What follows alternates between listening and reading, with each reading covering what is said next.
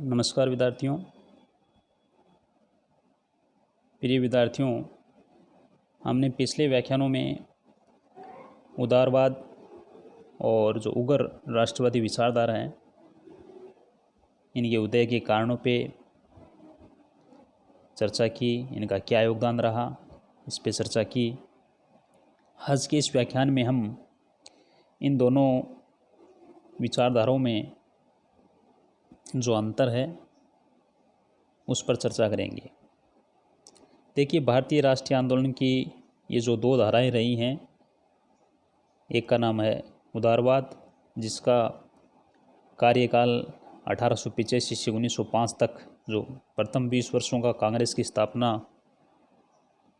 का पहला जो कालखंड है, वो उदारवादी विचारधारा के नाम से जाना जाता है। और 1905 से 1920 तक का जो कालखंड है, वो उग्रवादी या उग्र राष्ट्रवादी विचारधारा के नाम से जाना जाता है। तो ये दो धाराएं भारतीय राष्ट्रीय आंदोलन की रही।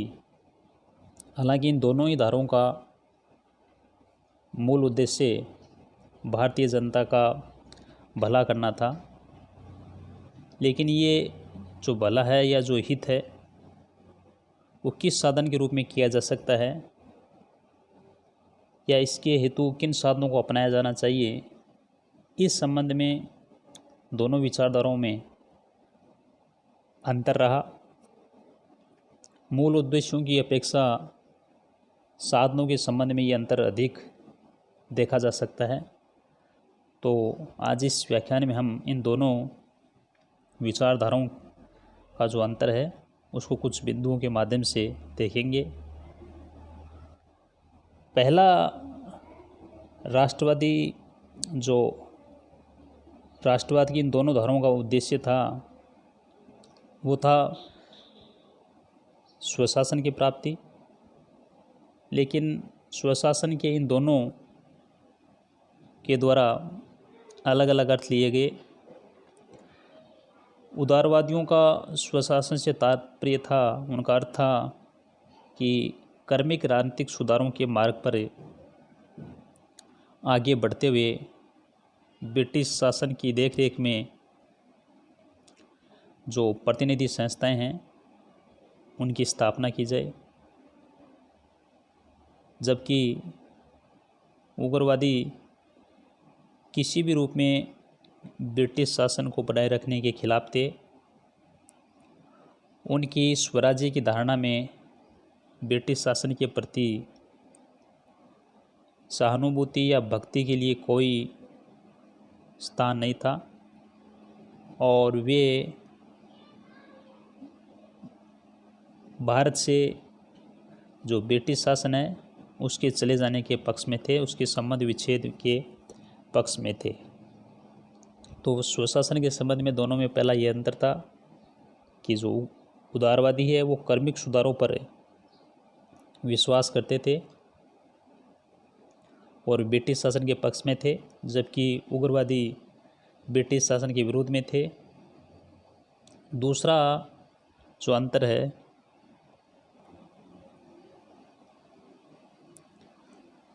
कि उदारवादी अंग्रेजी शासन की न्यायप्रियता में उन्हें पूर्ण विश्वास था उदारवादियों को, और उदारवादियों का मानना था कि यदि ब्रिटिश सरकार को भारतीय जो हित है, भारतीय जो दृष्टिकोण है, उसको अगर समझा दिया जाए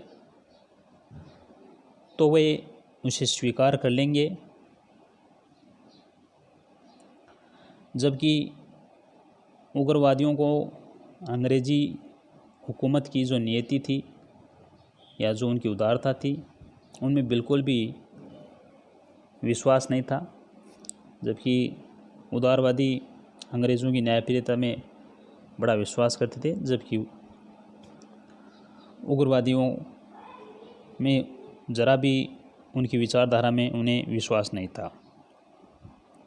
तीसरा जो अंतर है वो है उद्देश्य की अपेक्षा साधनों के संबंध में, और इन दोनों विचारधाराओं में महत्वपूर्ण अंतर था। तिलक कहा करते थे कि अपने उद्देश्यों का नहीं, बल्कि उसे प्राप्त करने के उपायों के कारण हमें उग्रवादियों की उपाधि मिली है। उदारवादी इस उद्देश्य की प्राप्ति हेतु केवल संवैधानिक साधनों का प्रयोग उचित समझते थे और अपनी मांगों को मनवाने के लिए वे प्रार्थना पत्र, प्रतिनिधिमंडल, स्मृति पत्र, भाषण, इन तरीकों का प्रयोग करते थे, जबकि उग्रवादियों को इन तरीकों में बिल्कुल भी विश्वास नहीं था और वे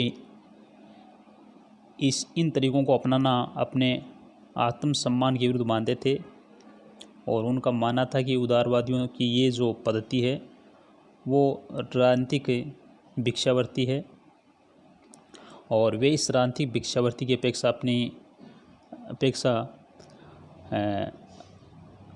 आत्मनिर्भरता या जन साधारण के बीच में कार्य करने में विश्वास करते थे। उग्रवादी स्वदेशी माल के प्रचार, विदेशी माल के बहिष्कार और स्वदेशी संस्थाओं के निर्माण, भारतीय जनता में राजनीतिक प्रशिक्षण जैसे साधनों के विकास पर वो जोर देते थे। तो तीसरा, दोनों विचारधाराओं में महत्वपूर्ण अंतर था। चौथा अंतर दोनों विचारधाराओं में यह था कि उदारवादी ब्रिटेन तथा भारत के हित में उनका मानना था कि कोई विरोध नहीं है और उनका मानना था कि ब्रिटिश शासन के अंतर्गत ही भारत का जो भला है वो संभव है, जबकि उग्रवादियों की धारणा थी कि ब्रिटेन और भारत के हित एक दूसरे के विरुद्ध हैं और ब्रिटिश शासन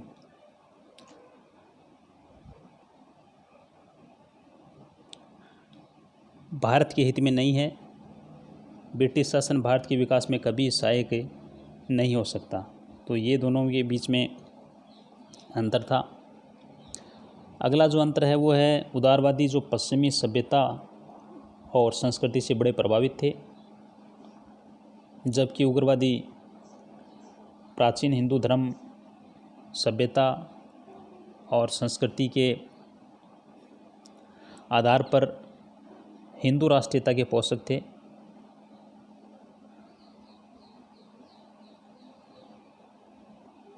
उदारवाद की जो प्रेरणा है वो हम कह सकते हैं कि पश्चिमी थी, तो उग्रवाद की जो प्रेरणा है वो पूर्व थी।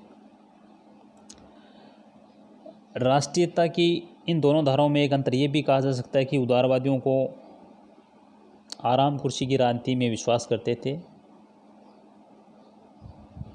और वे देश हित के लिए त्याग और कष्ट सहन करने को तत्पर नहीं थे, जबकि उग्रवादी देश के लिए त्याग और कष्ट सहन करने को आवश्यक मानते थे और इसके लिए वो हमेशा तत्पर रहते थे। तो ये इन दोनों विचारधाराओं में कुछ अंतर थे।